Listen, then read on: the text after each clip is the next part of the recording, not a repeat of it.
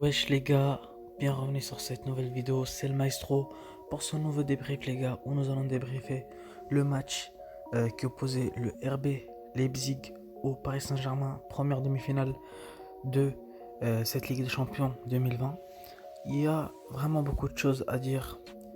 Déjà premièrement, faut pas se le cacher, il y avait presque pas de suspense. Le Paris Saint-Germain a tout de suite plié le match de la première mi-temps. Et puis, dès la deuxième mi-temps, la 56e minute, ils ont enfoncé le clou. Le match s'est clos sur un score de 3-0 pour le PSG. Il y a eu des buts de Marquinhos, Di Maria et Juan Bernat. Vraiment grosse performance de Di Maria. On sentait le manque pendant le match face à Atalanta. Et aujourd'hui, il était là. Et il était vraiment efficace en mettant deux passes décisives et en marquant un but. Vraiment top pour l'international argentin. Toujours du côté du Paris Saint-Germain, le duo d'attaque Neymar et Mbappé m'a semblé vraiment très moyen. À part que Neymar a réussi à mettre une passe décisive sur le deuxième but de Di Maria. Vraiment très belle passe décisive. Et en parlant de ce deuxième but, il y a eu vraiment la boulette entre guillemets de Peter Golaxy, vraiment, parce qu'il a loupé sa relance. Il donne la balle directement, il donne un cadeau à l'équipe du Paris Saint-Germain.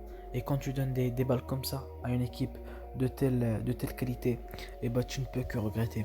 Vraiment, il y a encore Angelino qui m'a plutôt impressionné du côté du RB Leipzig, malgré que l'équipe elle était ferme et que n'y croyait pas.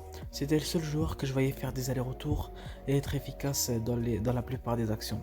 En ce qui concerne le Paris Saint-Germain, il y a encore Presnel Kimpembe qui m'a vraiment impressionné parce que si on voit ses prestations par rapport à la saison dernière, vraiment il a vraiment changé. On se rappelle que l'année dernière il avait loupé le match et c'est lui qui l'avait éliminé entre guillemets l'équipe du Paris Saint-Germain face à Manchester United en mettant la main là. Et puis les gars, il y a également Marco Verratti, très bonne nouvelle qui entre en jeu et qu'on va très sûrement voir lors de la finale de Ligue des Champions.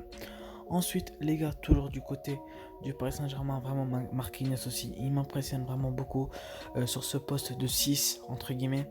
Il est vraiment efficace, il récupère des ballons et surtout il marque parce que là on est sur deux matchs et deux buts.